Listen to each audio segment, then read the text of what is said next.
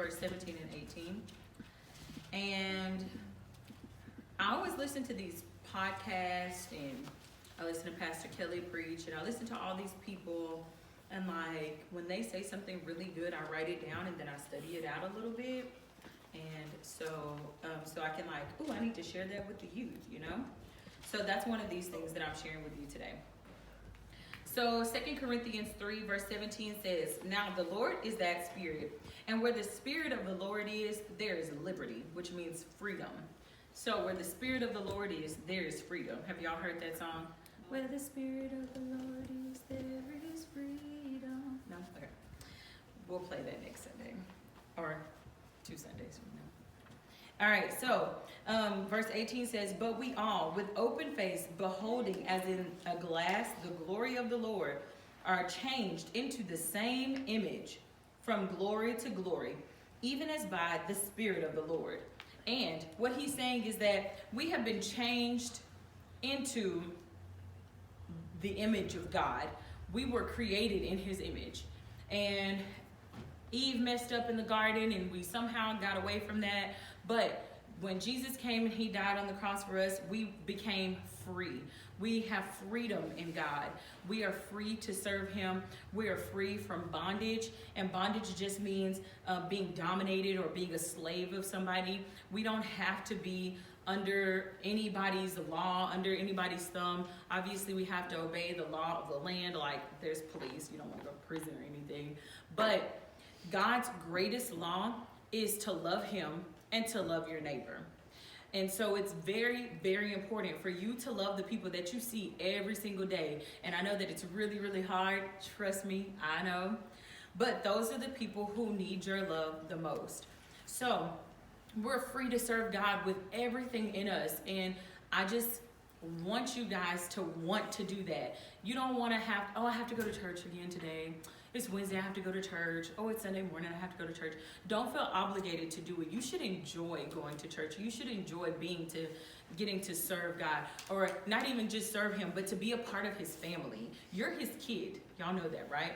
He loves you. He's literally your father. And I know that a lot of people in Trinity, they come from a house where they don't have a father. So it's really hard, me included, it's really hard to say, okay, well, God is my father, but like, what does that even look like? I don't even know where to begin, you know, because like, we don't know. So it's very important for us to understand God, to get to know him better. He wants to have a relationship with you. He wants to talk to you. He's like your best friend. So let's just say you had the best dad in the world, but even if you don't know what that looks like, your best friend, the person that you tell everything, the person that you can cry on their shoulder, you can call them in the middle of the night and they're going to pick up because they know something is wrong if you're calling at that time. That's God. He wants to have a relationship with you like that. So I want to encourage you guys to spend some time with him, even if it's just 5 minutes. Just say, hey, God, I just want to know you a little better. Just show yourself to me. I want to get to know you. I want to be your friend. I want to be your family. I know that I'm your child, but help me to understand what that looks like. All right. So God's greatest commandment, like I said, was to love God, to love him, and to love your neighbor, the people that we see on a daily basis. And you want to love them without expectation. So you don't want to love them because they're going to bring you a bag of Takis to school on Monday. You want to love them because, hey, God loves me, so in turn, I'm going to love other people, okay?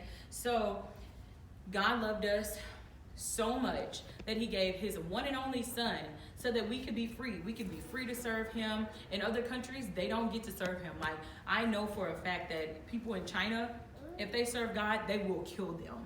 Like, legitimately kill them. And so you want to be God in the earth. You want to, when they see you, when they hear you, when they come around you, you want them to see God. And I was telling my class earlier this week, I don't know which period it was, so it might have not been y'all, but it was 5th period. It was definitely 5th period. And they are crazy sometimes. And like, I had to tell them, you know, this really annoys me, but I know that I have to be nice to you. I have to try to walk in love with you, even though I want to knock you out. I have to walk in love with you because some of you, I'm the only God that you're going to get to see. And that's you guys.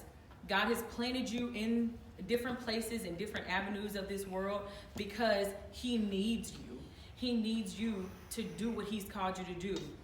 And that thing that he's called you to do is what you love to do the most. I know I keep telling y'all that, but it's not going to be like, oh, I have to be a preacher and like go tell all these people. No, whatever you like doing, that's what God has called you to do. And that's his purpose for your life. And in some kind of way, you don't have to sort it out now, but in some kind of way, he's going to use that for you to tell other people about God. Right now, y'all are in school, so obviously he's going to use you to tell your friends about him. To even if you're not just, hey, oh my gosh, do you know how much God loves you all the time? If you're nice to them, even when they're rude to you, if you show them that you love them, even when they're mean and knocking you down and putting you down and saying rude things to you, and you're still, hey, you know what? It's okay. I love you anyway. That's God. Okay? So I just want to encourage y'all to stay focused on the prize. Stay focused on what's at hand, that you're spreading God's love. You may be the only God that anybody ever sees in their life. Okay?